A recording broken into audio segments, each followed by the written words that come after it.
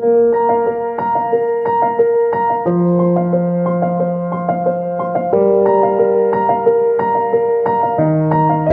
lang. Okay lang. Okay lang. Okay lang. Okay lang. Okay lang. Okay lang. Okay lang.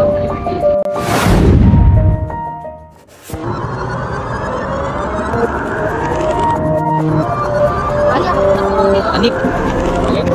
Ano? Ali. Anip. Anip.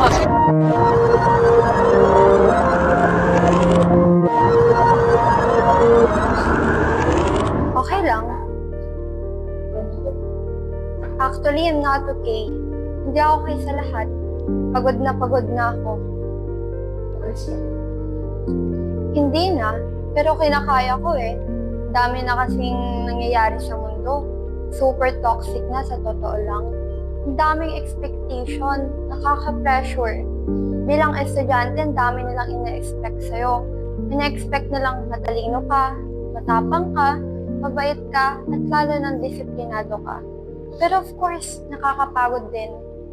Sa totoo lang. Sobrang hirap. Ang hirap i-meet ng expectation nila. Kailangan ko magpanggap na I'm okay even though I'm not. Deep inside, pagod na ako. Super. Oo naman, lalaban pa rin. Kahit gustong gusto ko nang sumuko, hindi pwede eh.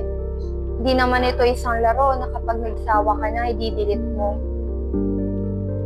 Hirap sumuko. Kailangan kong lumaban para sa aking pamilya, sa aking kaibigan, at lalong-lalo na para sa aking sarili.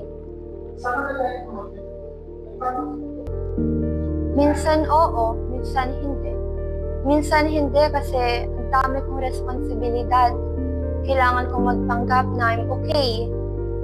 Okay ako sa lahat, pero sa totoo, hindi naman. Kasi madaming umaasa sa akin eh.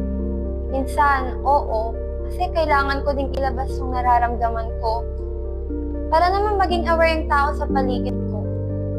Para din naman to sa sarili ko.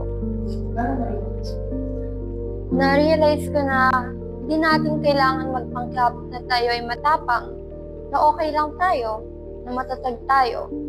Kasi ang pagiging matapang, hindi lang naman sa mahihirap na bagay. Pag nagpakatotoo ka, matapang ka. So I encourage everyone, lalo na ang mga kapwa kong kabataan ngayon, na may dinadamdam, na magpakatotoo. Okay lang na mapagod, umiyak, magpahinga. Okay lang na hindi maging okay.